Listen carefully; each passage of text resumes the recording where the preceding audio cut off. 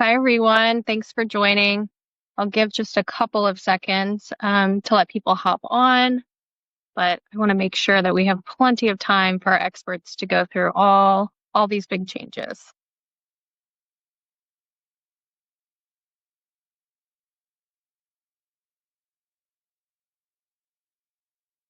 Okay, let's go ahead and just jump in. So hi, everyone. My name's Neely Koch. I lead all of the tax marketing efforts here at Armanino. I know we've had a lot of exciting things happen over the last week. So I'm going to jump right in and let our experts talk through, how those changes can affect you. So as you can see here, just with Zoom webinars, we have disabled the chat feature for today because we have such a large audience. But if you do have any questions, feel free to submit them via Q&A. And make sure you include your name when you're submitting that instead of doing it anonymously. That way, if we don't get to your question live, one of our experts can reach out to you via email afterward. And then requirements for CPE. Since we're offering that today, just make sure you're paying attention to the polling questions. You have to answer at least 3, and we have 5 today. If you have any issues too, we have an email here, elevate@armanino.com, that you can reach out to. And then here's our learning objectives for today. So we're going to describe the key provisions of the One Big Beautiful Bill. We'll explain how the changes may impact your business or personal situation. We'll identify potential risk areas under the current administration, evaluate whether to adjust investments, entity structures, or estate plans, and we'll define some year-end actions to help you position yourself. And then finally, I'll introduce our presenters today. So we have Debbie Van Deven. She is a tax partner in our private client advisors group and also our Midwest tax market lead.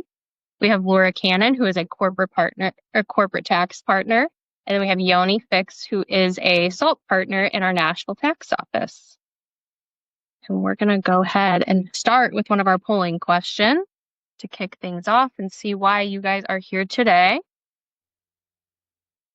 What follow-up would be most helpful to you after today's session?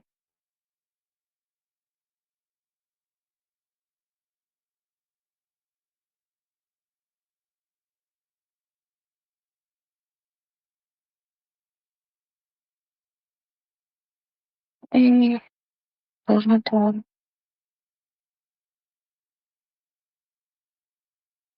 I'll give a couple more seconds. We have people still answering.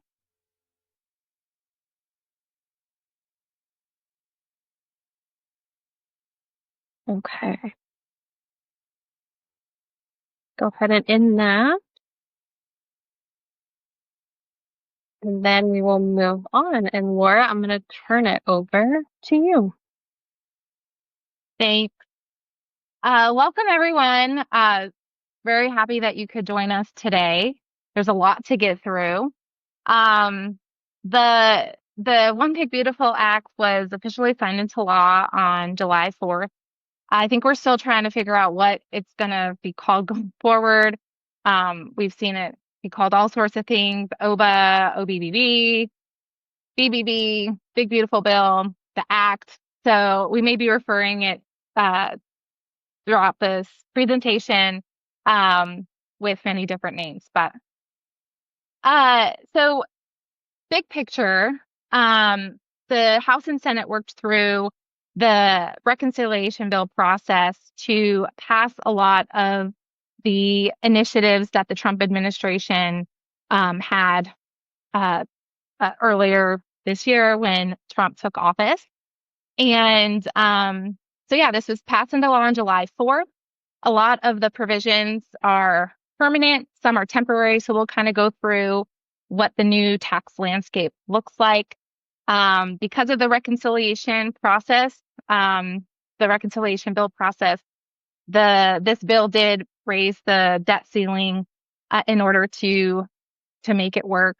And there's been all sorts of modifications to federal programs and the way the spending is allocated there. So don't really want to spend a lot of time on this. I'm going to be focusing today on the corporate and business implications. And then we're also going to be talking through individual and estate, and then state and local tax implications. So I'll be starting with what's going on in the business world. So next slide, please. So some of the key tax provisions that have come out of the big, beautiful bill is changes to bonus depreciation, making things permanent there. The 199 Cap A, the business income deduction, R&D expensing has changed. Business interest expense and how that is calculated, it has changed as well. The bill introduces a new 1% floor for charitable contributions that we'll go over. And then there's been some major changes to the international taxation with GILTI, FDII, BEAT. So we'll go through those. Next slide. Okay, first we'll start with bonus depreciation and Section 179 changes. So the bill permanently restores 100% bonus depreciation for short-lived assets placed in service after January 19th, 2025. So this is when Trump took office. President Trump took office on January 20th. So if you're trying to figure out how they came up with that date, that's how they came up with it. So this is going to present a lot of opportunity for companies to obviously accelerate their depreciation, but potentially do some cost segregation studies so that you can get those upfront deductions. You can get those upfront deductions immediately. For 179, it ends up going to 2.5 million. Previously, it was 1 million. It has been adjusted for inflation over the years. I think the latest is maybe 1.25 million. But the 179 cap is going to be increased to 2.5 million. It does start to phase out once you get to the 4 million of qualifying property placed in service. But that's really going to help companies a lot to be able to expense upfront costs. The bill introduced a temporary, something temporary around incentivizing companies to manufacture in the U.S. So they're allowing qualified businesses to expense qualifying structures 100% if you place those buildings in service before January 1st, 2031. So there's a lot of opportunities there if your company is in the manufacturing business to do some tax planning around that to take advantage of essentially 100% bonus on a building placed in service before 2031. Okay, next slide.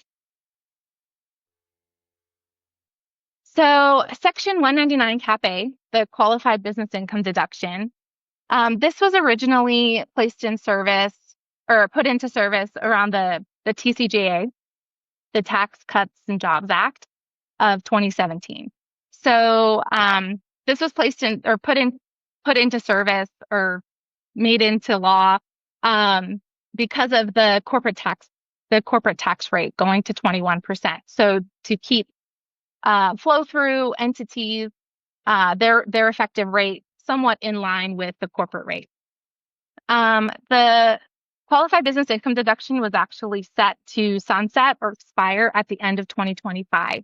So what the big beautiful bill did is it actually makes the 199 Cap A permanent going forward. So this can help business owners plan for the future and take advantage of being able to have that 20% deduction. In addition, what the big beautiful bill did was it increased the phase-in range. So before that range was pretty small for single filers, it was 50,000. Now it's 75,000. It's going to go to 75 for single filers and 150,000 for joint filers. And this is going to enable more taxpayers to qualify more and get 100% of the, or 20%, maximize the full 20% deduction. So, and again, this is permanent going forward.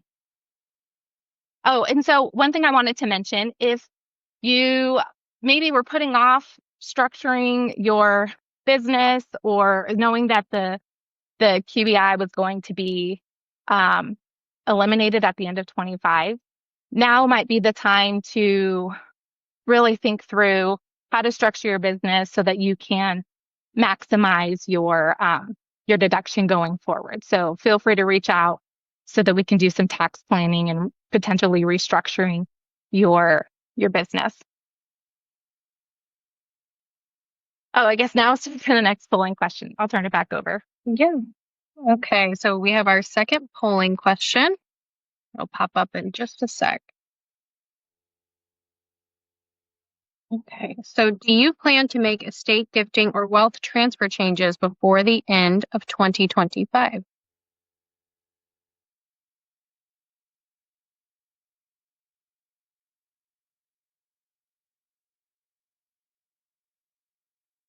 Mm,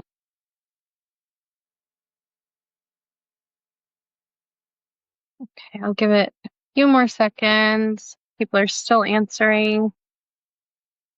I want to make sure everybody gets their CPE.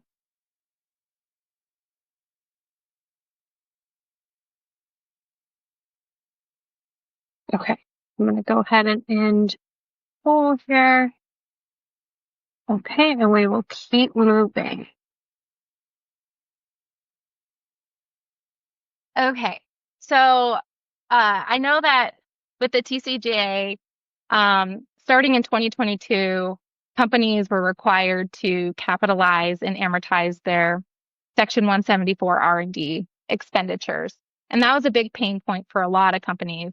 I had a lot of clients who would otherwise be in losses actually become cash taxpayers because of this codification.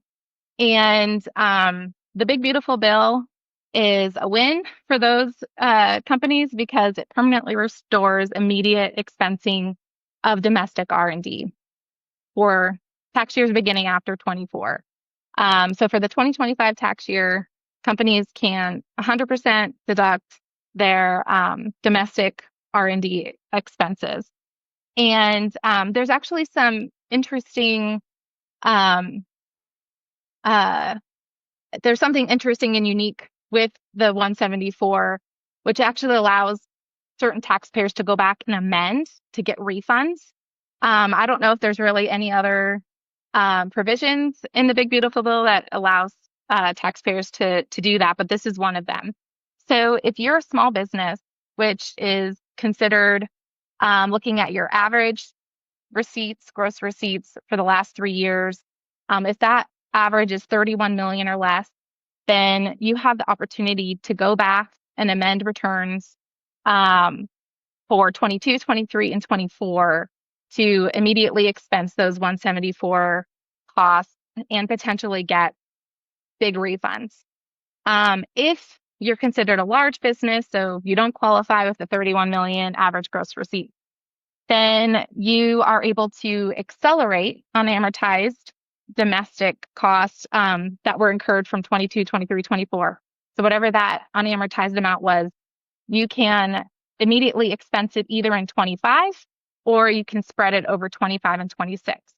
So depending on what the company's tax situation is, I would advise you to, speak to someone on your team or your tax advisor to figure out what the best approach is to take those costs. You're still allowed to continue to capitalize and amortize if you elect to do so. But I think that this is going to make a huge impact for a lot of our clients who are doing significant R&D. One of the things that has stayed the same to incentivize companies to bring the R&D back to the US is that the foreign R&D capitalization rules that are spread over the 15 years, that's still in place. So, if you have a mix of foreign and domestic R&D, now may be the time to involve R&D specialists. We have a great team here at Armanino who can look at those costs and make sure you have some solid just some solid bifurcation between the two, foreign versus domestic, especially since the domestic is so favorable now. One other thing that you may want to be aware, if you are eligible to go back and get a refund, then I would advise you to try to get that done quickly, because I do think that there will most likely be processing delays. So I think the sooner we can get that in, then the sooner you guys can get your refunds back. But certainly something for you to consider, and speak to your tax advisor to see if there's some opportunities there going forward. Okay, next slide. Okay, so there are some changes to 163J. Early on with the TCJA, 163J used to be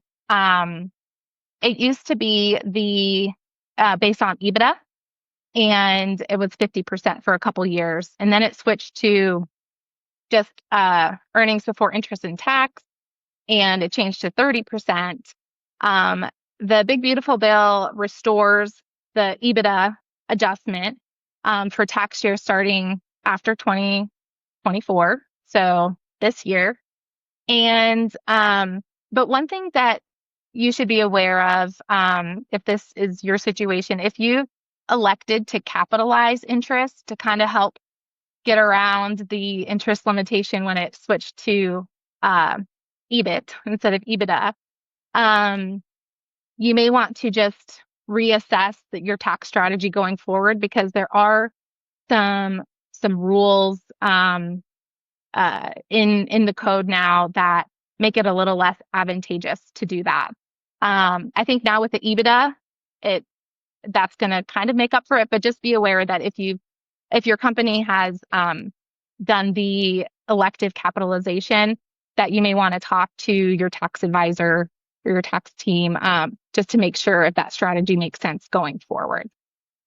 Another interesting provision that was added was that they are permanently instating a 1% floor on corporate charitable contribution beginning in 26.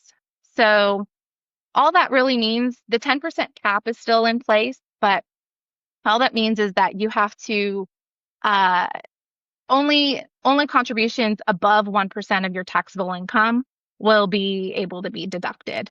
So there are some tax planning strategies around this. If you, maybe to double up every other year or something, if you're constantly a little bit below the 1% floor.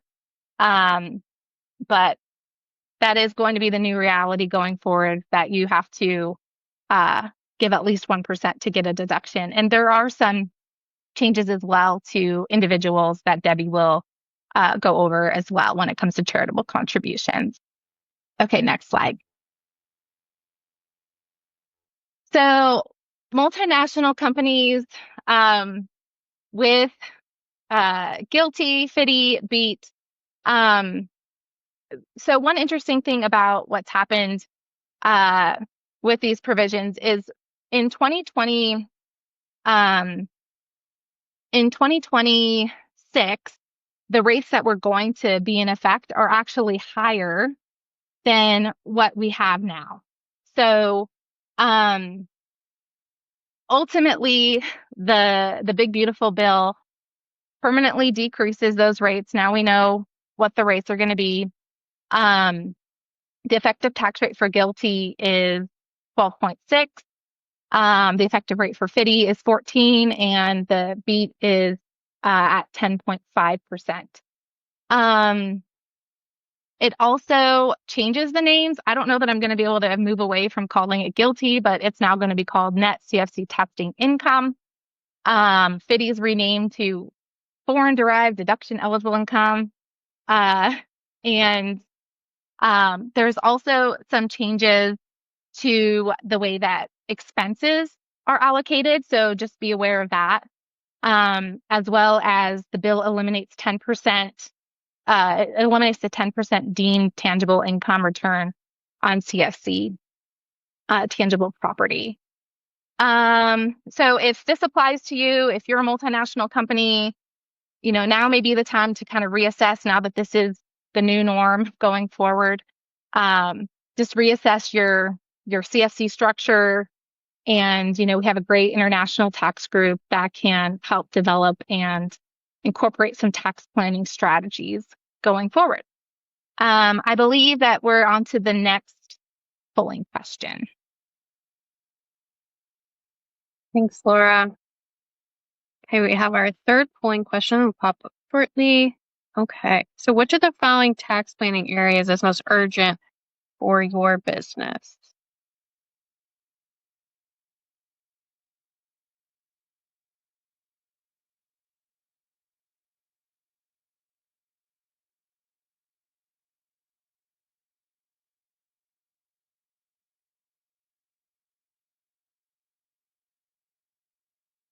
Hmm.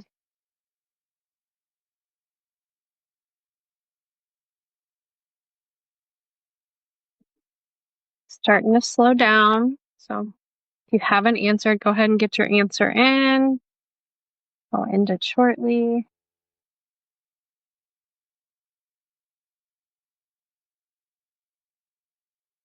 Okay, there we go. Now I will turn it over to Debbie. Thanks, Neely. I am Debbie Van Deven. I am a tax partner in our St. Louis office, and I am going to discuss the key tax provisions that are impacting individuals. Many of you may be aware, I know there was concern that there were many TCJA, the Tax Cuts and Job Act of 2017, Trump's first big tax act, that were set to expire next year. So if those provisions were to expire, taxes were going to go up for individuals really across all levels. So one of the first things that the big beautiful bill has done is made permanent several of those TCJA provisions. And the first thing that they made permanent was the individual tax rates and brackets of the TCJA.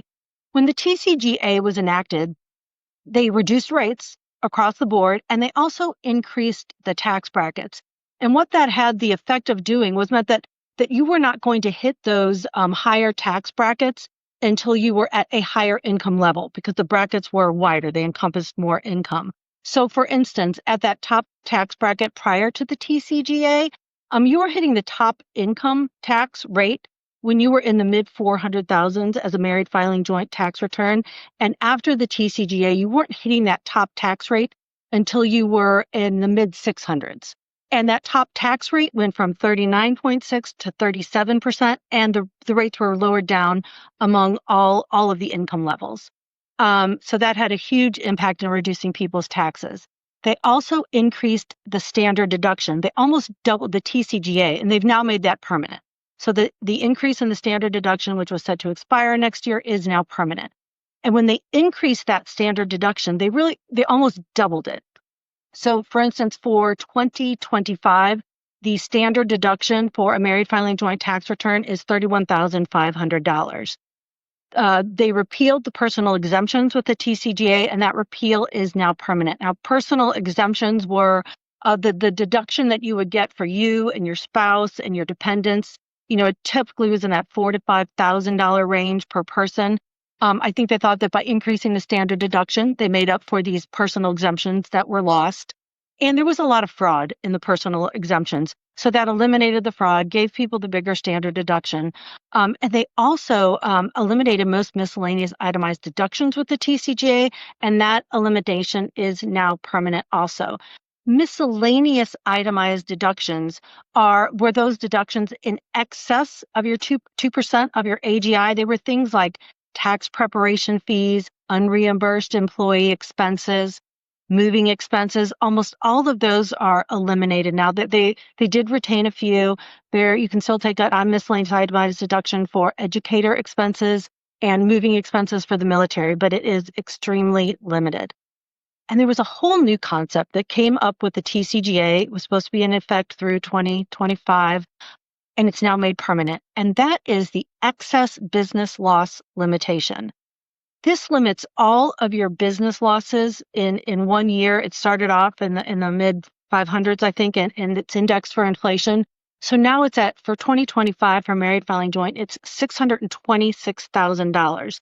And what this loss limitation does is, if you look at all of your business income, this could be if you're a sole proprietor, if you're getting income from a partnership, from an S corporation, those things are passed through to you. They're hitting your individual tax return. And you lump all those together, and the biggest, and it's in a loss year. And we did see this loss. We did see a lot of companies having losses, during the COVID years, or if you're in a startup position, a lot of people are in a loss position. And let's say, for instance, you add up everything and you have $1 million in losses. The most you can deduct is that $626,000 in year one. You do, however, get to carry over that $400,000 or so in that example to the next year. And it converts to a net operating loss in the next year, which gives you a more favorable deduction. So, for instance, for an NOL, that $400,000 that you carry over, you can deduct that in year two up to 80% of your taxable income. So it's not lost forever. It's just pushed down the road a little bit. Also made permanent was a limitation on home mortgage interest deduction. You used to be able to deduct up to $1 million of acquisition, the interest related to acquisition indebtedness, and then you could have another $100,000 of home equity line interest that you could take a deduction for. With the big beautiful bill now, they are permanently eliminating the deduction for home equity interest, even if that's used to update your home, and the acquisition for indebtedness. So the purchase of your home is now limited to that $750,000 of debt. So all of these things that happened with the TCJA really lowered the tax bill for taxpayers across the board. Excuse me, I got dry throat. So we were able to, when the new tax law came into effect in 2018, we were able to do projections for our clients. Look at what their tax bill would be in 2017. Look at what their tax bill would be in 2018. And we could see that across the board, at all levels of income, almost everyone's tax was lowered by the TCJA. And that's what these provisions will do in the BBB. I'll refer to it as the BBB. It's a little bit shorter. So that we won't have that big spike in taxes next year. We'll stay at the income tax levels that we were at. And this lowered taxes for almost everyone. There's only one category of taxpayer where we really saw with the TCJA that it did not reduce their taxes. And that is a taxpayer who a substantial amount of their income, I'm talking 70 to 80% of their income, is through capital gains or qualified dividend income. Because the capital gains tax rates and the brackets at which they come into play were not really impacted by the TCJA, those clients and taxpayers did not see a reduction in their tax bill. They also did not see an increase. You can go to the next slide.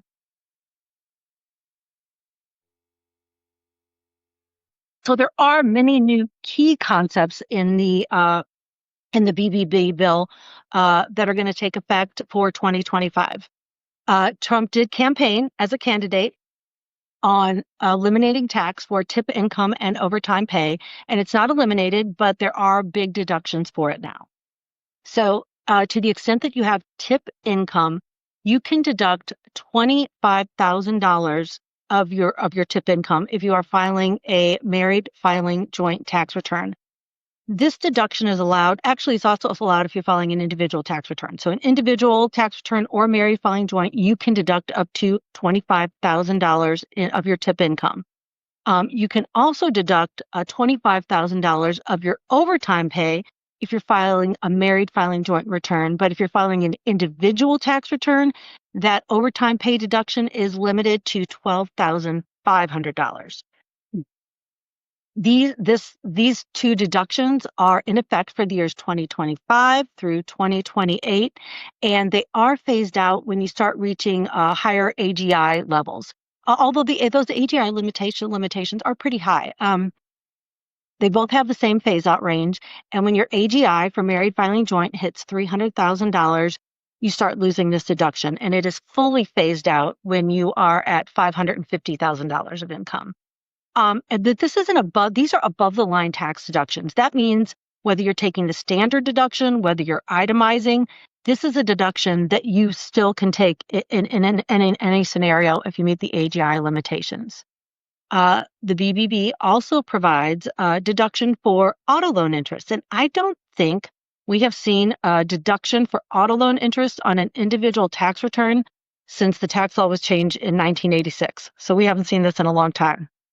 And you can take a deduction of up to $10,000 for vehicles that are purchased and financed in the years 2025 through 2028. And another requirement is that the final assembly of the auto must be in the United States. This is also phased out. The limitation's a little bit lower. This deduction is phased out for a married filing joint when your income is at, or your AGI is at $200,000, and it's fully phased out when your AGI is at $250,000. There is also a deduction for seniors for the years 2025 through 2028 of $6,000 per person. So a married filing joint return could deduct $12,000. And the definition of senior for this purpose is someone who is 65 years or older. This has more restrictive AGI limitations. If your AGI is at $150,000, married filing joint, you start to phase out this deduction, and it is fully phased out at $250,000 of income. So the four items that I just mentioned are favorable to the taxpayer, and this next item is an unfavorable change in the BBB, and they now have created a 0.5% floor on deducting charitable contributions. So that means that this 0.5 deduction is on 0.5 of your AGI. So you can only deduct charitable contributions to the extent that they exceed 0.5% of your AGI. So for instance, if your AGI is around $100,000, you can only deduct charitable contributions in excess of $500. If your AGI is at $1 million, you can only deduct charitable contributions in excess of $5,000. So while this is a limitation on your charitable contributions, as you can see, it's not a large limitation. And the BBB also creates a permanent $2,000 above the line deduction for charitable contributions. So again, regardless of whether you are itemizing or taking the standard deduction, this is a deduction that you can take for contributions that you've made. But these contributions, this above the line $2,000 contribution, which is the limit for a married filing joint, again, must be in cash, and it must be made to a public charity. So since so many of the provisions in the BBB are really just making permanent or extending some of the TCJA provisions, many of the suggestions that we're making to our clients are similar to where they were under the TCJA. And then one of the things that you can do, and we've recommended to people, is this bunching of charitable contributions. Because although there's been many changes, many new deductions, when it comes down to it and you're on your itemized deductions, there really still are just three main categories where people can take itemized deductions. And that is your state and local tax deduction, which Yoni is going to discuss in more detail, and your mortgage interest deduction and charitable contributions. So the state and local taxes, there's not a ton of planning. Those are what they are, that you're paying your real estate, you're paying your income tax. Your mortgage deduction is really set. And so that really leaves one of the very few planning opportunities for you is in the area of your charitable contributions. So one thing that we suggest doing sometimes for people, if you are charitably inclined, is to bunch your charitable contributions all into 1 year if you think you're not going to be able to take advantage of the itemizing your deductions every year because you don't have a lot of itemized deductions to take. So when you bunch your deductions, what you can do it in a high income year, or you can just choose to do it all in 1 year. And then you get a large itemized deduction in that year. And then you get to take advantage of that high standard deduction in all of the other years. And a great way, if that's a strategy you want to take advantage of, a great way to do that is to make a contribution to a donor advised fund. Most of the brokerage firms have these available. It's a brokerage account that you invest in. The Merrill Lynch's, the Schwab's, Morgan Stanley, they all have charitable funds that you can make a contribution to. You get the deduction in the year that you make the contribution, and then you can dole those charitable contributions out to charities of your choice over many years, so that you're not affecting the charities that you like to give to, but you're doing it in a more tax advantaged way to you. Another opportunity is for people to make, if you are in the position where you are taking required minimum distributions from your IRAs, you can make what is called a qualified charitable distribution.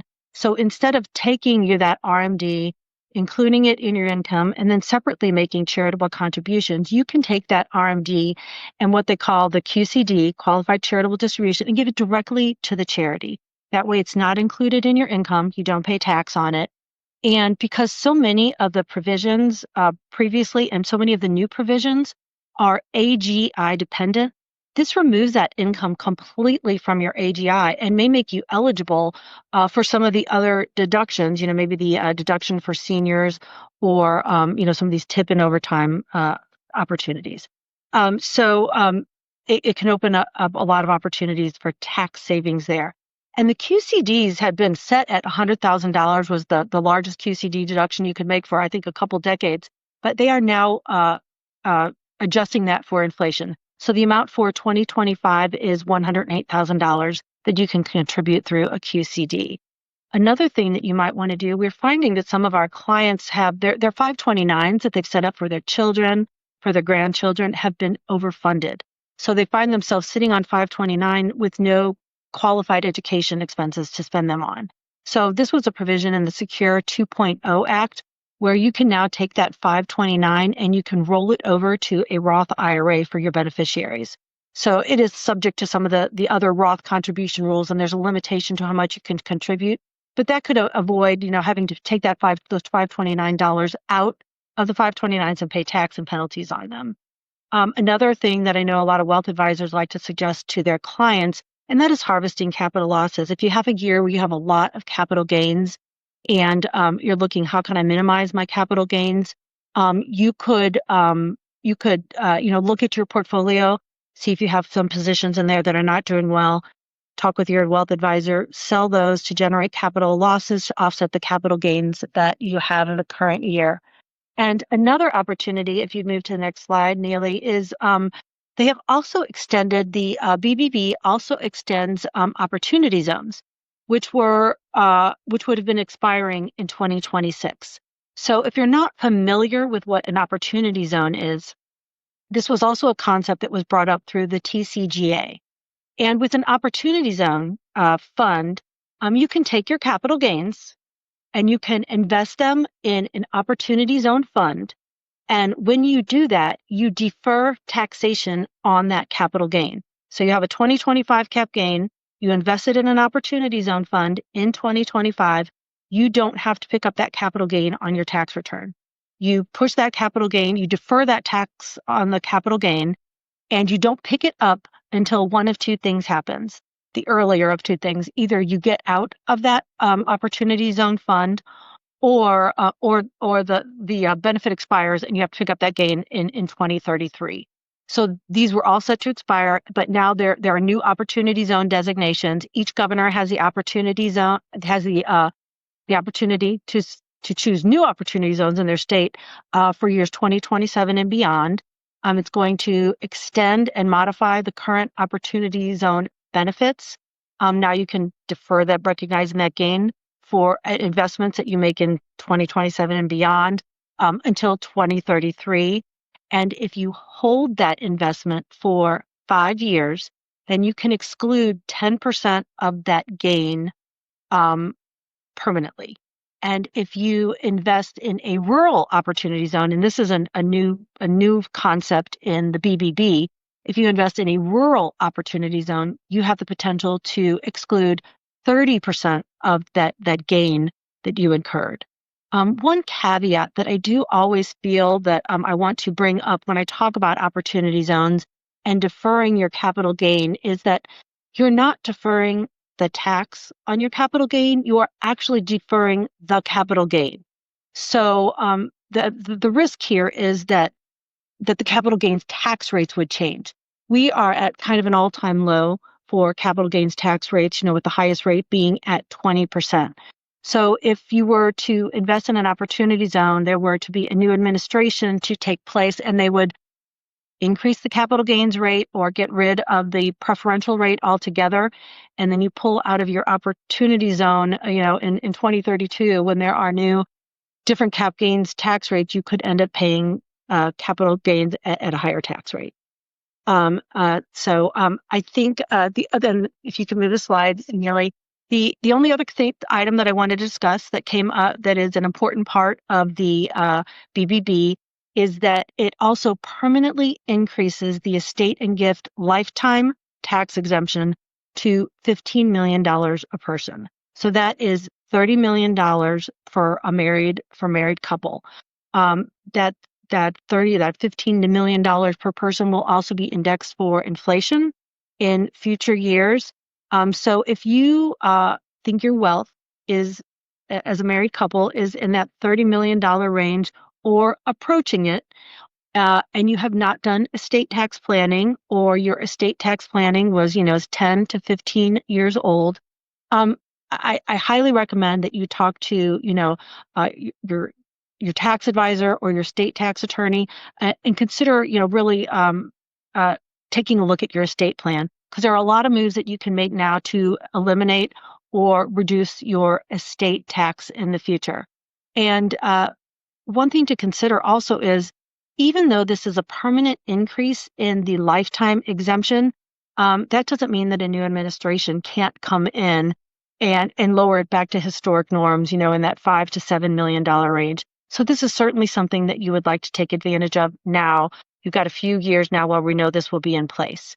Another thing that many of our clients do that have wealth exceeding, these lifetime exemptions, is they really set up a scheduled plan of giving to take advantage of the annual gift exclusion.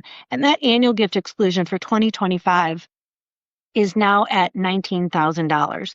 So you can give $19,000 in gifts to any one individual, and that does not eat into your lifetime exemption. It does not. There's no current year gift tax on that. And as a married couple, two people can give to one person, so that's $38,000. So if you set up a real planned giving routine, you can really get a lot of dollars out of your estate by taking advantage of that annual exemption. So I think there are other items that impact individuals that are in the BBB. I think they probably impact a lesser amount of the audience. So I tried to hit on the key items. But if you have any questions, you can reach out to me. You can reach out to any of the tax partners at Armanino, and we'll be happy to walk you through this, run projections, see how it impacts you going forward. Thank you for your time. I think we have another polling question. Thanks, Debbie. Okay, here's our fourth polling question. So how familiar are you with the big, beautiful bill and its proposed changes?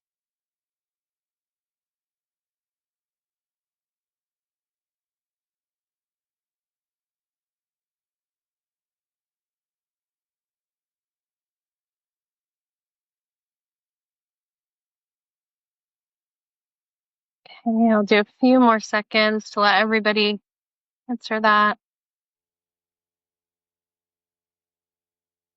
Okay, I'm going to go ahead and end, so then we can turn it over to Yoni. Thanks, Neely. All right, so thanks everyone. Yoni Fix, I'm a partner in the Stay in Local Tax Group, and per usual, the Stay in Local people, who are known as the partiers amongst the tax people, we close out the party in the end.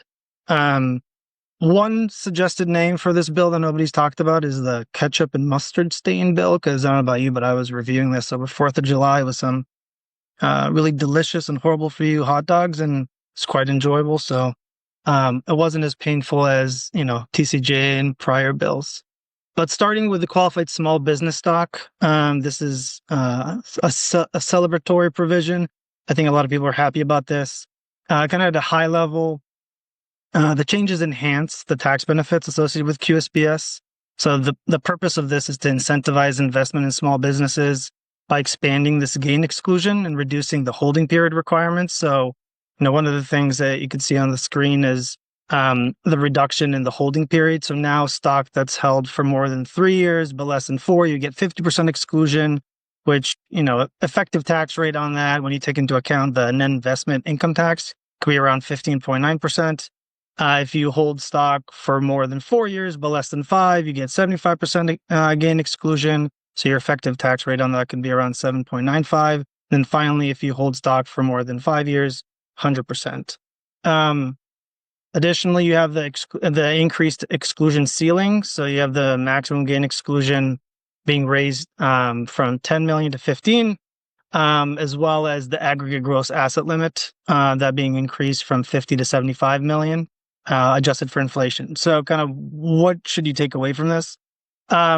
One, the eligibility requirements are still complex. So you obviously have to take into account that it's issued by a domestic C Corp, and the gross assets don't exceed 75 million adjusted for inflation, and 80% of the assets are used in a qualified trade or business. So, obviously that excludes professional services, banking, farming, etc. So there's still a lot of criteria that you need to kind of fall into and make sure you don't fall out of. Obviously the shorter holding periods, that's great. And then the higher exclusion ceiling. So I think the bottom line is this is going to benefit a lot and enhance tax savings and attract more high net worth individuals, founders, venture capital investors, and allow them to have, those with shorter investment periods to benefit from this. But I encourage you to, Armanino, for example, has a compensation and benefits group. They work with clients, tailor strategies for this. They're fantastic. I highly recommend you talk to them or to your tax advisor. Next slide, please. Just quickly touching on so the child tax credit made permanent.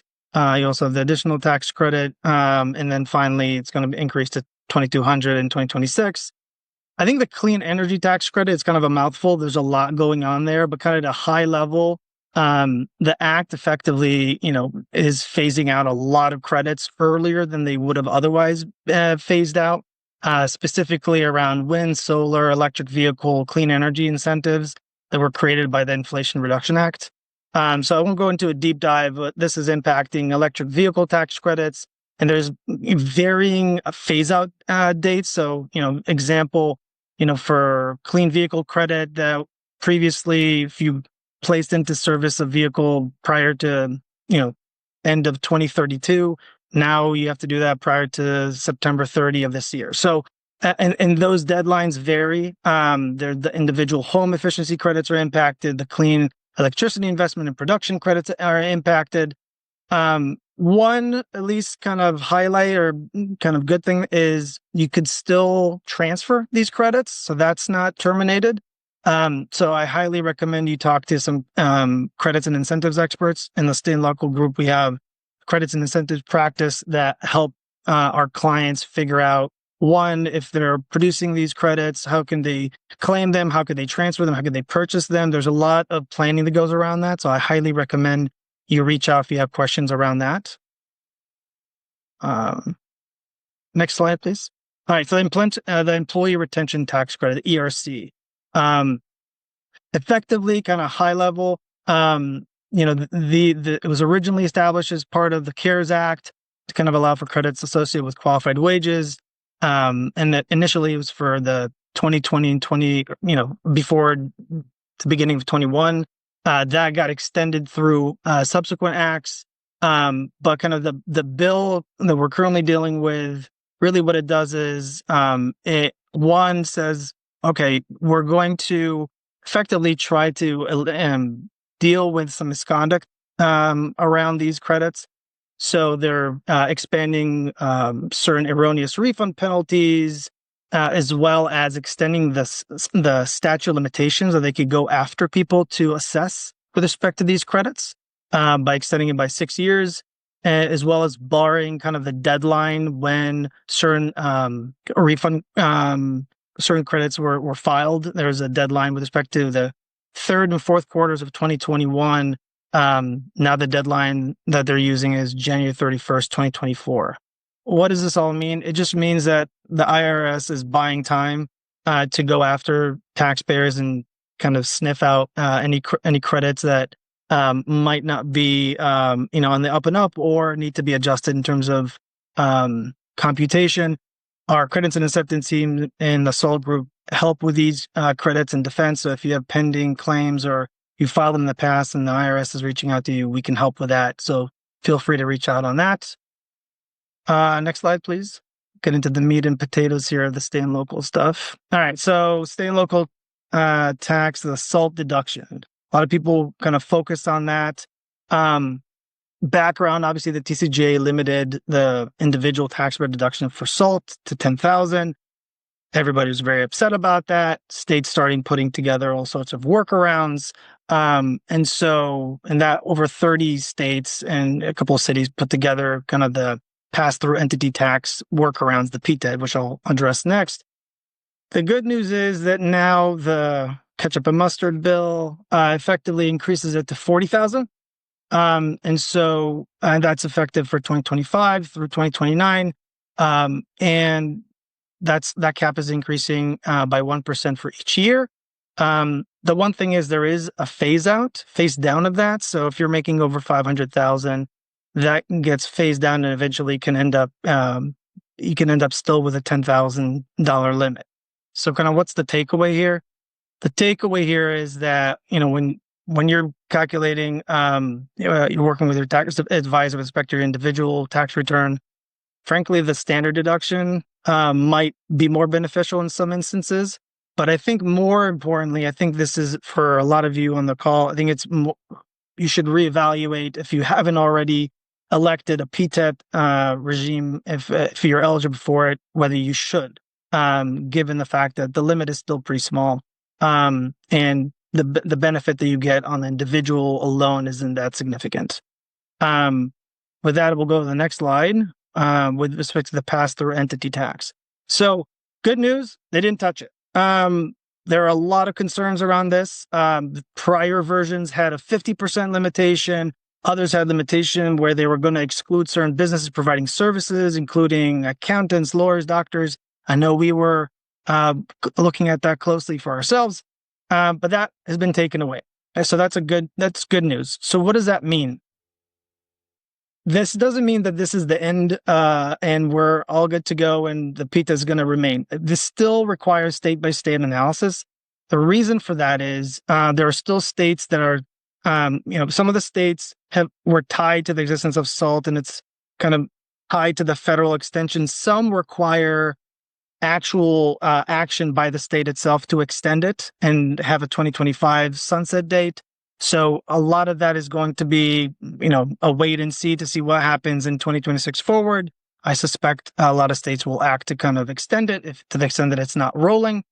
But I think really important about PTIT is this is valuable to a lot of businesses and individuals if with respect to your ongoing operations, with respect to allowing you to essentially push the taxes up to the entity level, which provides and flows to your federal personal income tax and provides for significant benefit, not just in current years, but specifically I've seen it as a significant planning tool on the mergers and acquisition side, which thankfully that seems to be opening up again.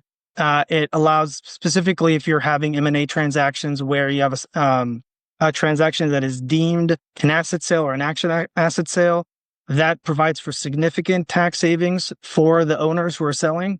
But more importantly, in addition to that, you should also be considering if you are taking this approach, the underlying apportionment of your business is still a huge factor because what people miss is that, you might be treating it as an asset sale, but then your gain from that transaction is going to be apportioned and taxed by the states based off of the businesses apportionment in the state just from its regular operations. A lot of states remove from the apportionment factor the gross proceeds from those one-off transactions. So there's a lot of planning that goes around it. Regardless of what industry you're in, there's definitely things we work with a lot of clients around it. We work closely with our M&A team here at Armanino. The SAL team helps on that. And we can save 6, 7, 8 figures in taxes in a lot of cases. The other good news, just quickly say, they did not touch Public Law 8672. It's a federal law that was put in place many years ago to protect retailers from having to pay income taxes in states where they only solicit sales. There is some language that they were putting in there trying to expand the definition of solicitation.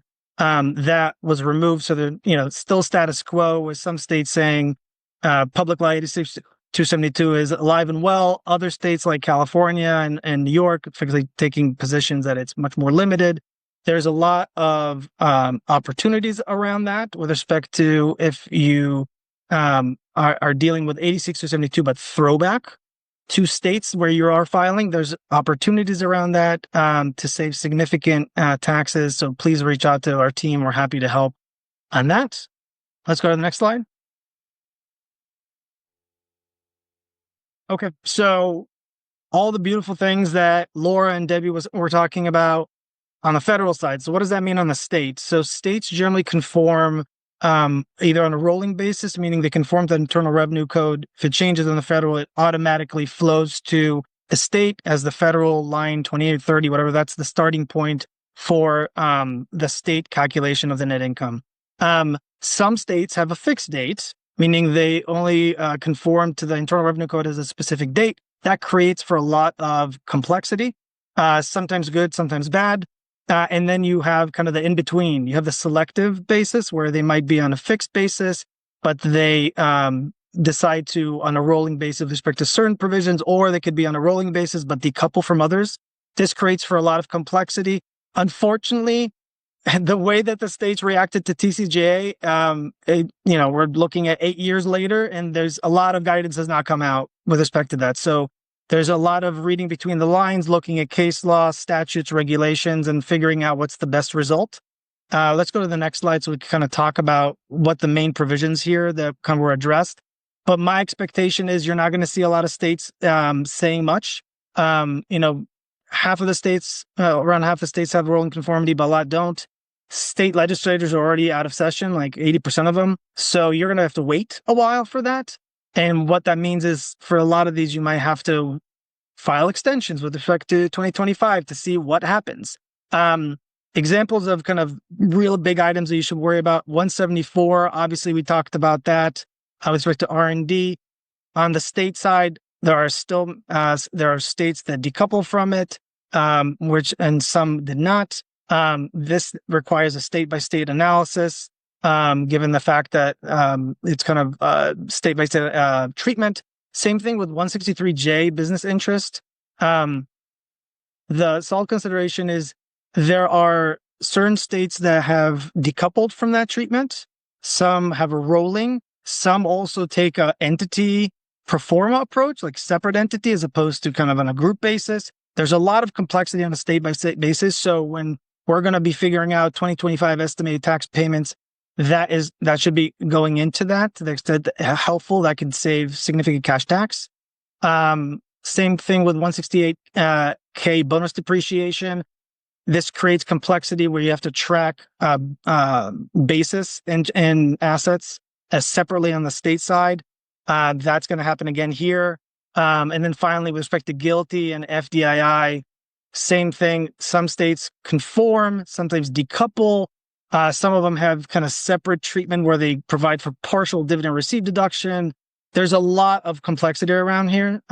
So I'll stop there because I know we might have a minute for a question. But Neely, do you have any questions or polling that we need to do?